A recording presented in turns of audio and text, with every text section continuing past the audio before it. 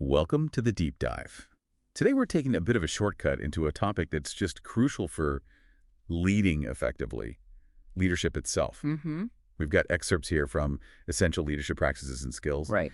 And our mission for you in this deep dive is to, well, unpack the core knowledge and maybe some surprising skills this source says are fundamental. Okay, let's unpack this. Yeah, and what's really fascinating, I think, is how the source doesn't just talk about, abstract leadership ideas. It breaks it down. Into concrete practices. Exactly, 6 of them. And each one has specific knowledge, specific skills you can actually, work on developing. It feels very actionable. Actionable is good. So point one, building a unifying vision. What's the source say is the key knowledge for that? Fundamentally, you need to deeply grasp where your company wants to go, what are its aspirations, and importantly, its competitive position, its strength. The foundation and the future, basically. Pretty much, where you are and where you're heading. Okay, and the skills for building that vision. Some of these seem, well, a bit unexpected compared to older models. Oh, absolutely. I mean, beyond the obvious strategic thinking, the source really emphasizes things like creative thinking, Yeah. storytelling, even using analogies. Why those specifically? Well, because a vision isn't just a dry mission statement, right? It needs to actually inspire people. Make it relatable. Yes, exactly. Make complex stuff relatable, build real consensus. And that often involves managing conflict because, let's be honest, getting everyone aligned isn't always smooth sailing. Storytelling for a leader. Yeah. Yeah, that makes sense when you think about making a vision actually resonate with people. Okay, so moving from the big vision to making it happen. Second practice, developing a strategy. What understanding is needed there? So this is where you really get into the nitty-gritty of the market. You need solid knowledge of customer needs, definitely, how the market's structured, key industry trends, for sure. And the competition. Oh, absolutely. The competitive landscape. Who are you up against? How are you really positioned? Right. And the skills then, to turn that understanding into an actual plan. These lean pretty heavily into analysis, problem solving, things like intelligence gathering, digging deep with analysis, creative thinking, again, finding those unique solutions, and of course, robust decision making. Taking all that data and forging a path. Exactly. A clear path forward. Okay, vision, strategy. Next, the source says you need to litter out, getting great people on board. What knowledge helps a leader with that?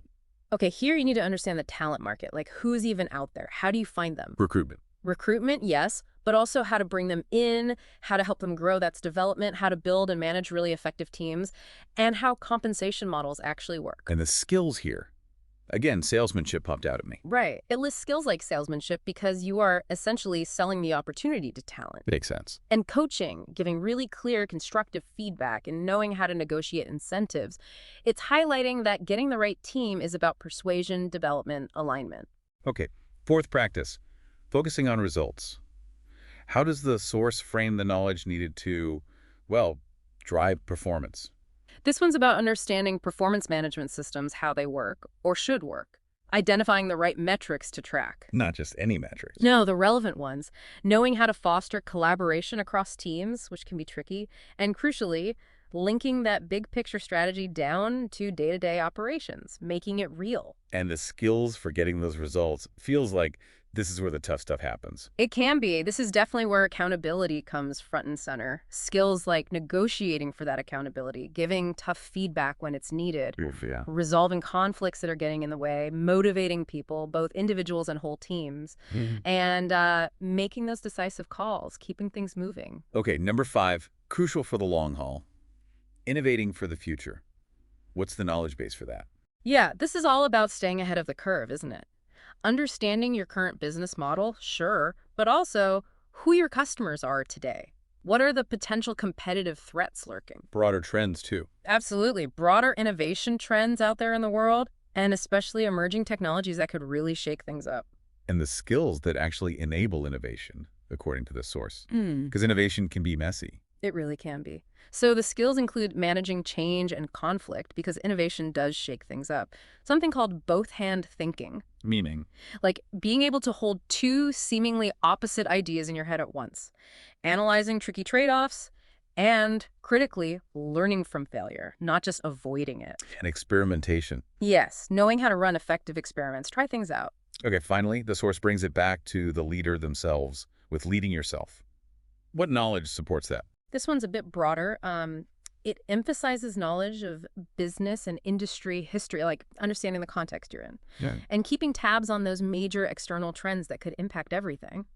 But the skills limited for leading yourself, these feel incredibly foundational for everything else. Hmm. Things like emotional intelligence, understanding and managing your own emotions, and reading others. Crucial. Totally. Communicating effectively, specifically for influence, building genuine trust, and just mastering your own time management and prioritization. You can't really guide others if you haven't figured out how to guide yourself, right? No.